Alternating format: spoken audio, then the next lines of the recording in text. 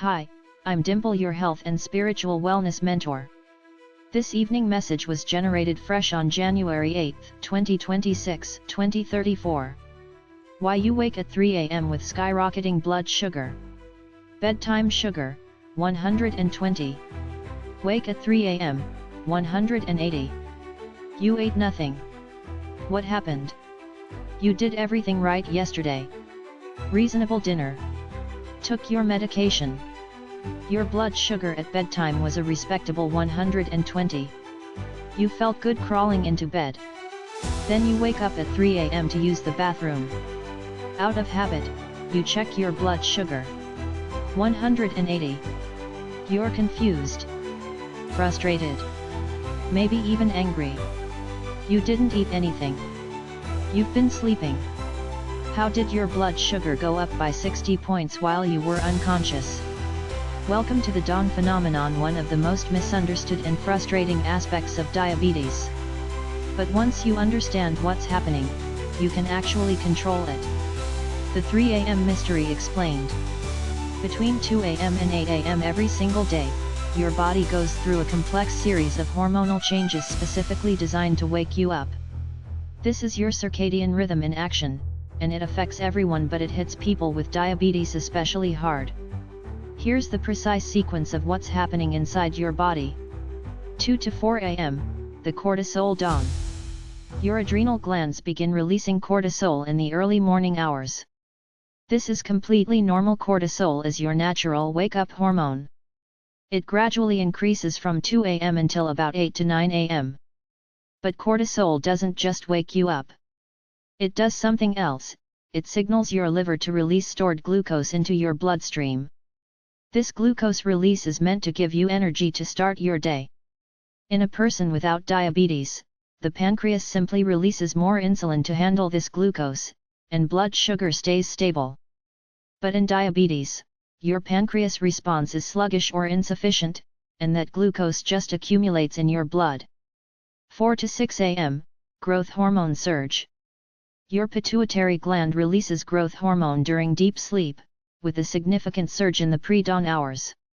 Growth hormone is essential for tissue repair and muscle maintenance.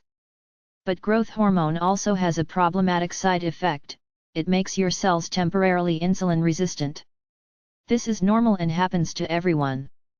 In diabetes, however, this compounds the problem created by cortisol.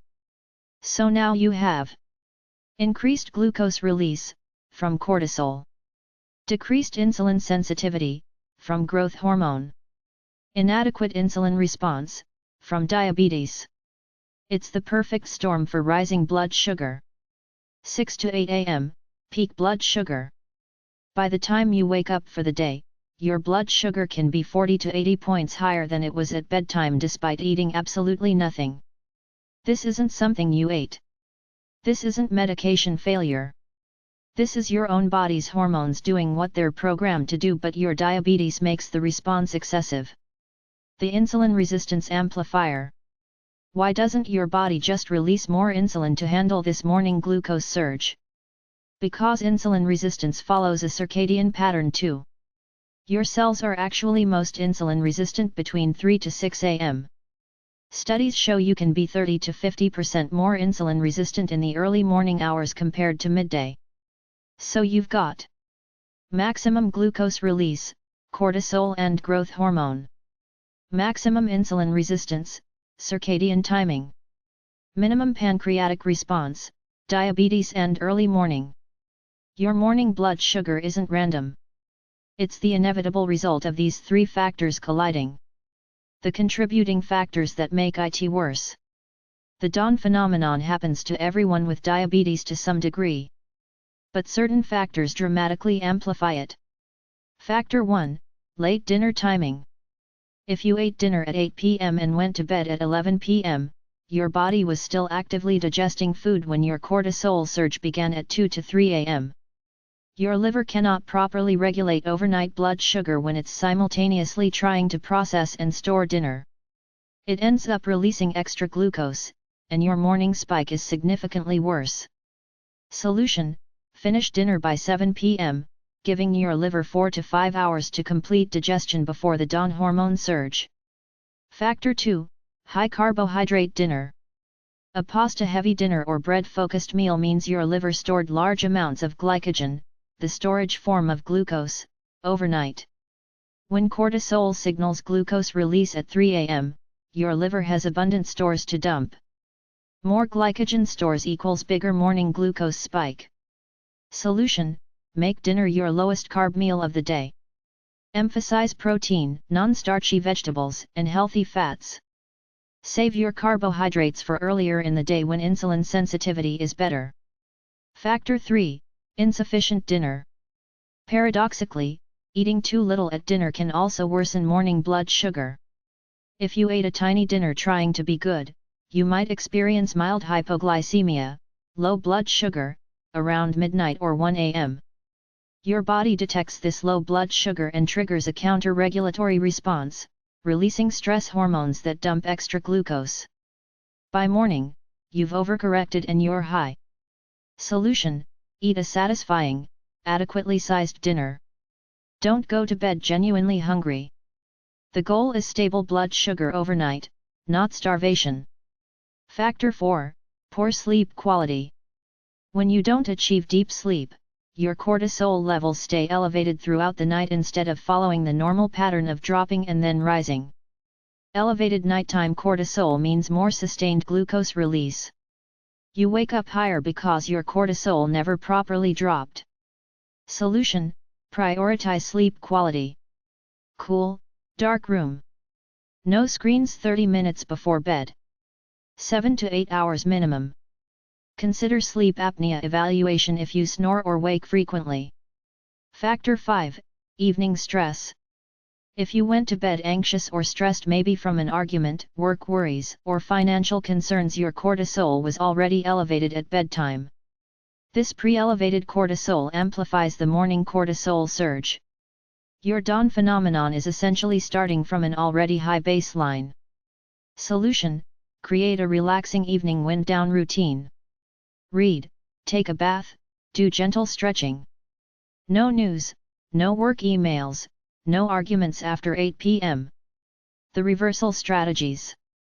You cannot eliminate the dawn phenomenon entirely, it's biological. But you can minimize it dramatically through strategic interventions. Strategy 1.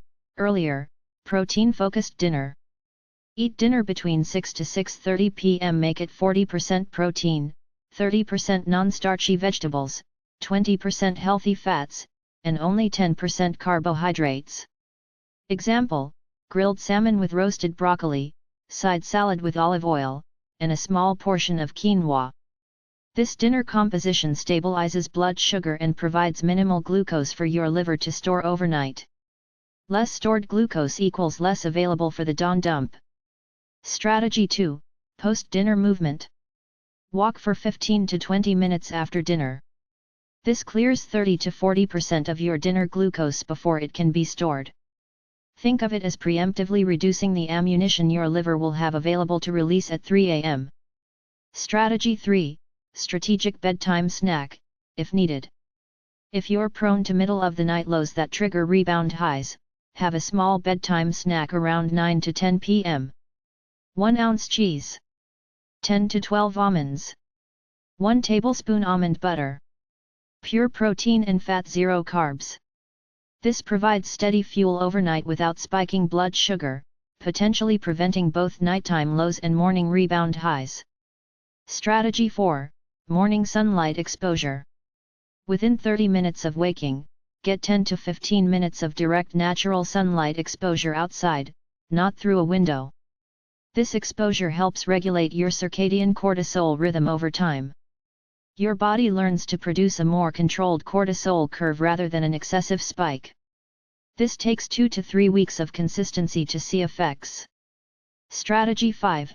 Consistent wake time. Wake up at the same time every day, including weekends.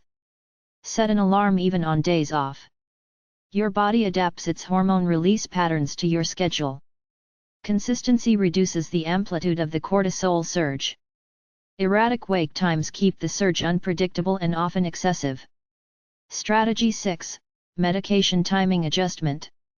If you take metformin, talk to your doctor about taking your evening dose at dinner rather than bedtime.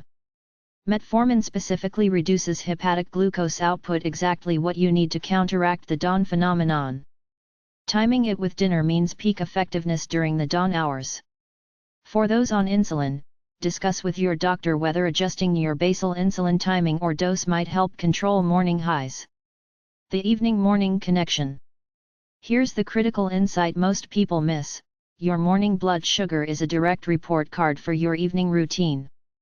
Poor evening routine. Dinner at 8:30 p.m., too late. High-carb dinner like pasta with bread, too much glucose to store. No post-dinner activity, glucose not cleared. Stressful evening scrolling news, cortisol elevated. Bedtime at midnight, inconsistent. Result: fasting blood sugar 165 to 180. Optimized evening routine. Dinner at 6:30 p.m., early. Protein-focused dinner with vegetables, minimal glucose storage. 20-minute walk after dinner, glucose cleared. Relaxing evening routine, cortisol managed. Consistent bedtime at 10:30 p.m. Result: fasting blood sugar 115 to 130. Same person. Same medication. 40 to 50 point difference. The variable? Evening habits. The overnight testing experiment. Want to understand your personal dawn phenomenon pattern? Try this. One night, test every 2 hours. Bedtime, 10:30 p.m. test.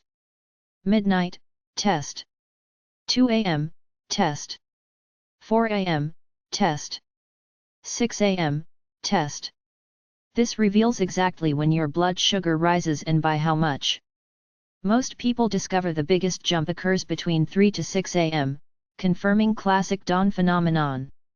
Armed with this data, you can better time interventions and discuss medication adjustments with your doctor. The medication conversation. If lifestyle optimization doesn't adequately control your morning blood sugar, have this conversation with your doctor. I've optimized my evening routine but still experience significant dawn phenomenon. What medication adjustments might help?